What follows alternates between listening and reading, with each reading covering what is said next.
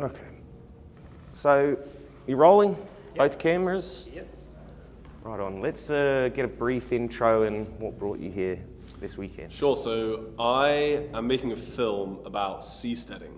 So seasteading is people that want to create floating cities on the ocean. And I found out that there was only really one man doing this in international waters. So I'm making a film about that guy's life and what drove him to do such a thing. Okay. And this, you showed a promo yesterday afternoon, I think it was.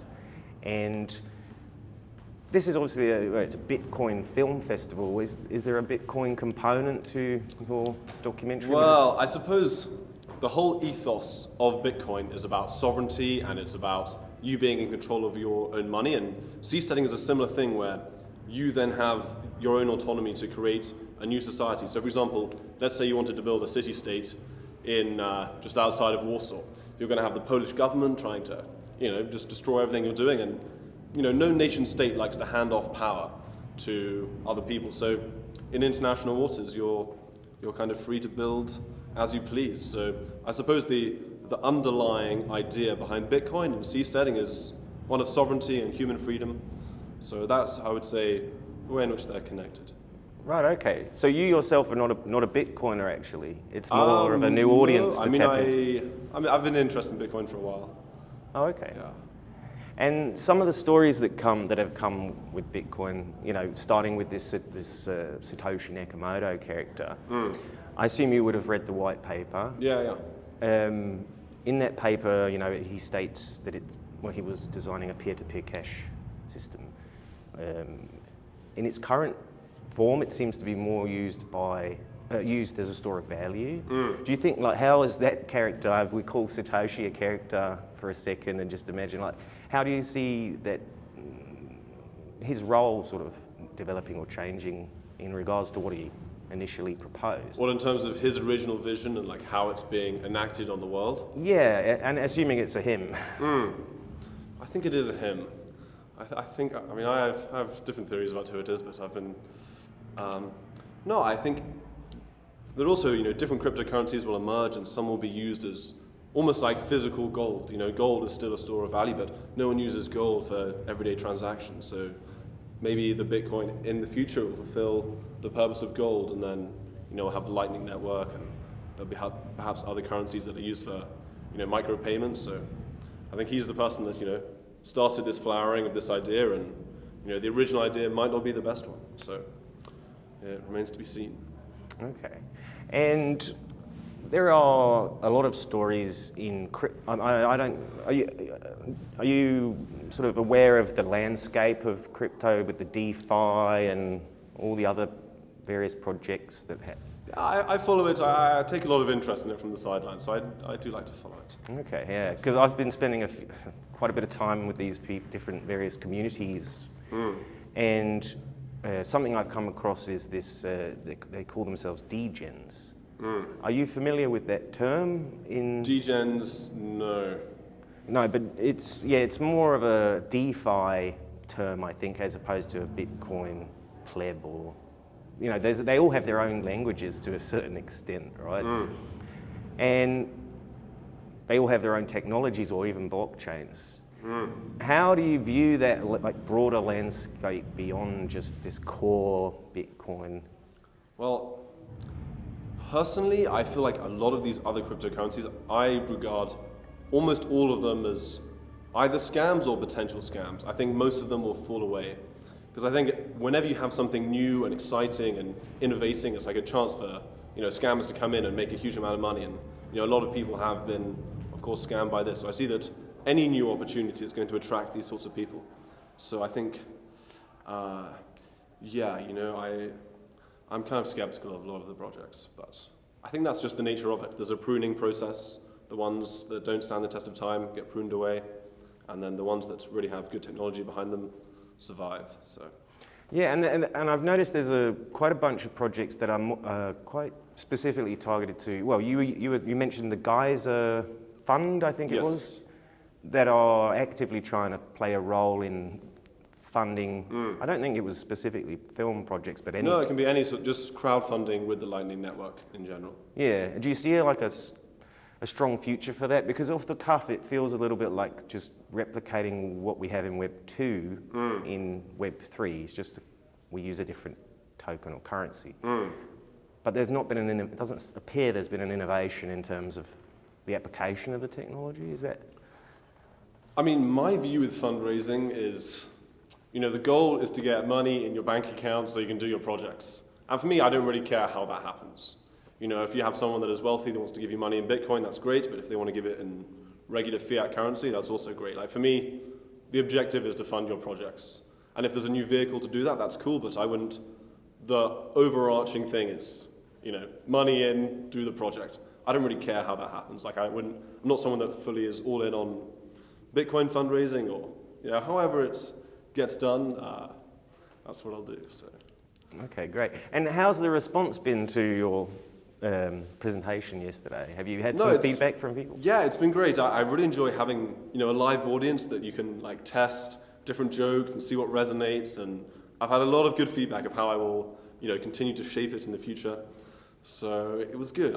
Because when I was screening, I was watching the audience, seeing what works in different places, and it was good kind of experimentation. So it was great, and I met some very interesting people that I will have to do some interviews for as well for this documentary. Yeah.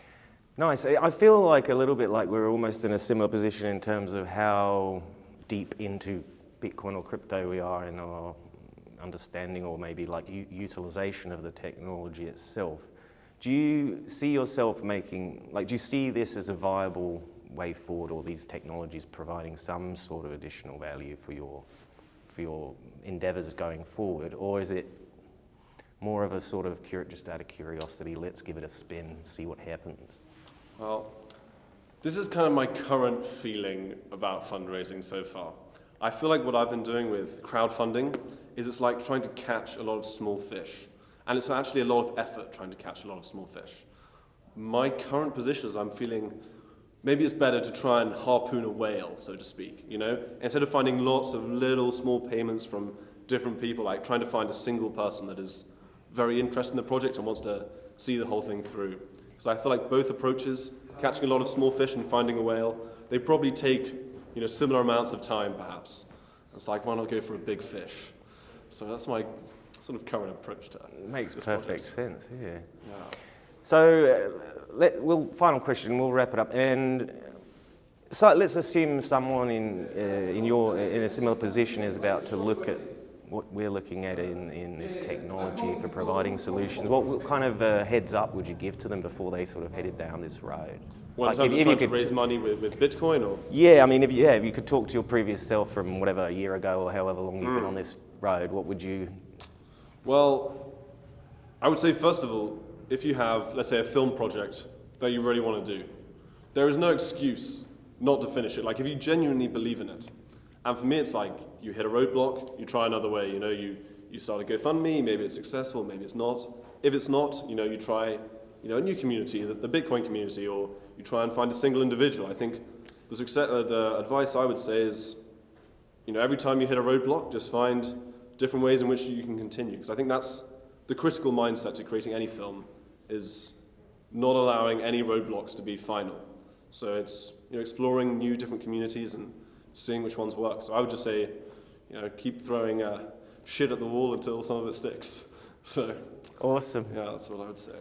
Thank you, mate. Awesome. Perfect. Is there anything you want to add, or I think we? Yeah, I mean, I don't know anything about. You still rolling it? I don't know. This guy. Yeah, let's get your elevator pitch for the project as well. All right. So the thing about the story is I never know where to start because there are so many bizarre tangents that you go on. So at first, the story is about a man who's trying to create a floating city between Dubai and Iran. And he's committed his whole life to this project. And so I go out there and I film this project and I get, I think this is something very cool. Like this could lead to a new renaissance on the ocean of these city-states. And then this guy dies in the middle of filming. And I'm like, well, what the fuck do I do now? Because the subject of my documentary is dead. And I wanted to make a documentary about city-states and micronations, but the more I get into this guy's life, the stranger it gets. This guy was effectively the king of Liberia. He was a key advisor to 3 generations of Liberian presidents. He was building a huge palace for himself there. He created $1 billion company in Italy. And then when it went bust, because he has a helicopter license and a plane license, and he actually built the airport in his local town. He just went to his airport, got on his plane, and went to Liberia. So it's like, I don't know, the scale of the story keeps getting larger. And it's just such a strange character. He's almost like how I imagine the kind of old school polymaths in a way, in the sense that he's a very skilled programmer with he does build different blockchains for different projects. He builds a telecoms company. He has this floating city project. He made the first VPN on the App Store. He's a phone sex pioneer. What hasn't this guy done? And it seems like whenever I interview more people for this project, it just keeps getting larger in scope. And it's just shocking that no one really knows about this guy at all. He has minimal online presence, except journalists lambasting him in the past about fleeing Italy on these fraud charges. So he's a strange guy, and I'm calling the film The Legend of Landi, or in Italian it would be called Le Leggende di Landi, which is the legends, because I think there are many legends to this guy's life. So that's it in a nutshell.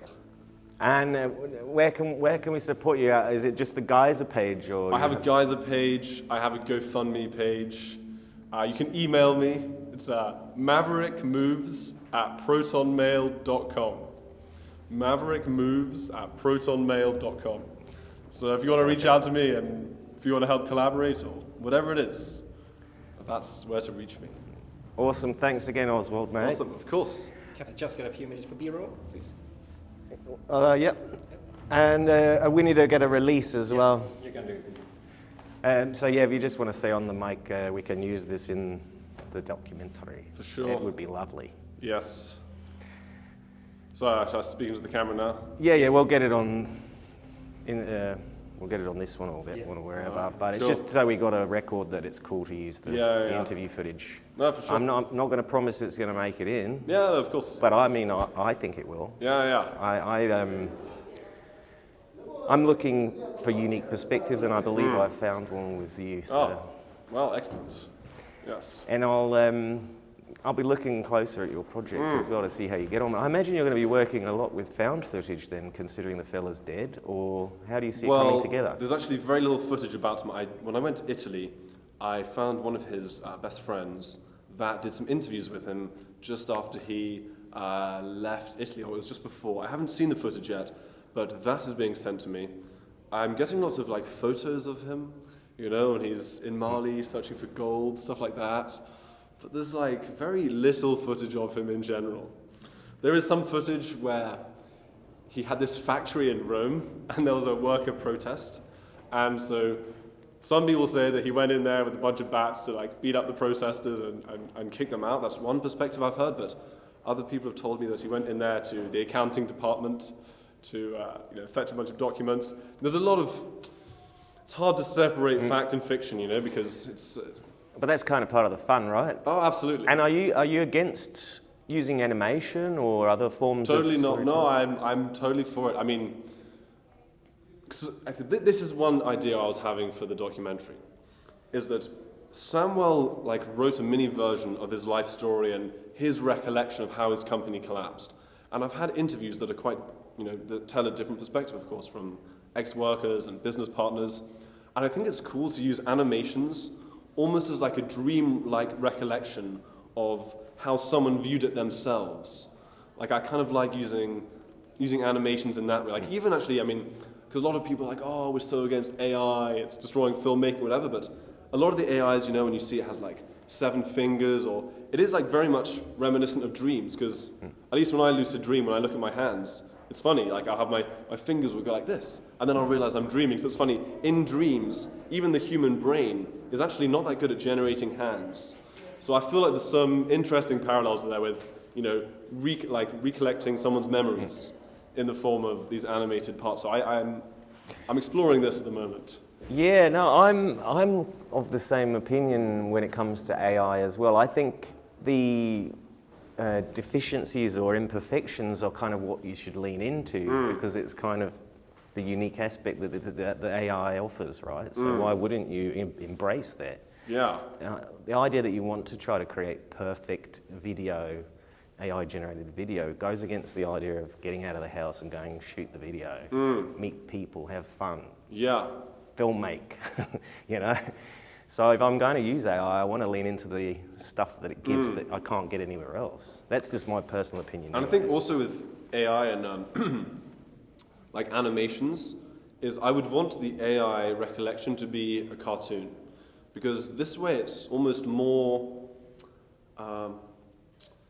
it's not fake, you know, because clearly this didn't happen, like clearly this is a cartoon. Whereas I feel like viewers are kind of worried about being lied to, you know, being shown AI-generated images that are being passed off as real. And I feel like this is perhaps where people have this strange relationship with AI because they think, well, am I just being showed fake things? Whereas I feel like if you find a way to incorporate it, where it's, you know, it's just another storytelling device, then I think it can be very useful to filmmakers. It's finding that way in which you can utilize it in a way that seems like it's real. So. Agreed. How you going? Yeah, just a release and or did we do it? Oh, we have the release, or do you want to just say that we have permission to use the yes. footage one more time, and then that's at the end of For the sure. set at least, I can find it Yes, easier. I was not coerced into this interview. I did it of my own free will, and you are free to use the footage. Thank you kindly, sir. Just one single thing, I will just move this out of the way. Or you can just stand there, chat or whatever. Yeah, so I spend a lot of time with various crypto communities, especially in what's referred to as Film 3, which is a niche of Web3, I guess. Yeah. And there are some 100 projects already in this space, all the way down to animation studios, up to, you know, protocol level financing, DeFi solutions. Are you familiar with any of those? That kind of stuff? I mean, I haven't delved into it particularly, but I've gone deep there, but I've noticed that now they've more and more they start to talk about AI and less about the solutions that are found in this seasteading project. The person that originally put me in contact with Samwell was one of the Ethereum co-founders who wanted to join forces with Samwell at one point. And he ended up cutting off all contact with Samwell because he heard about all the financial fraud and he didn't want to be associated with it. But he was telling this story about Satoshi Nakamoto, an inside joke amongst all the Ethereum co-founders. So, first of all, according to this guy, it's an open secret as to who Satoshi Nakamoto is. Like all of the Ethereum co-founders all think it's Hal Finney. And so here's the joke aspect to it, is that in 1899, H.G. Wells wrote a book called The Sleeper Awakes. And The Sleeper Awakes is about a man who is cryogenically frozen and then wakes up to find himself the richest man in the world. And the joke is they say that a time traveler must have gone back to 1899 to tell H.G. Wells the story, because this is exactly the story of Hal Finney. Because Hal Finney is cryogenically frozen in the US. And if he is reawoken, as in the story The Sleeper Awakes, he would be reawoken to find himself the richest man in the world. That's perfect and accurate. Although I don't believe Satoshi is one person. I think it's a group. You think it's a group of people? Yeah, Hal Finney being one of them. I mean, there was 3 or 4 or something. I can't remember exactly right now. And you've heard the story of the Aussie fella, Craig. Yeah. Who's going through a court system at the moment in London or something. I think he's a poser. I think if he was Satoshi, he would know his private keys, and I don't think, because the whole thing of Satoshi, the only thing we know for sure about Satoshi is that he tried very hard to obscure his identity. He purposefully made it so that people couldn't find out who he really was. This is the one thing we know a priori about Satoshi. So it doesn't really seem to match with these people that are now proclaiming, oh, I'm Satoshi, no, I'm Satoshi. That's actually not who Satoshi really was. Like, the one thing we know about his personality doesn't really correspond to all these other people claiming to be him in the first place. So I'm kind of skeptical of these people. But of course, this is all hearsay. But this is a story I was told. It was beautiful. Thanks, Matt. Of course. Nice one for sharing that. Yeah. All good, mate. Let's call it a wrap there, eh? Mhm.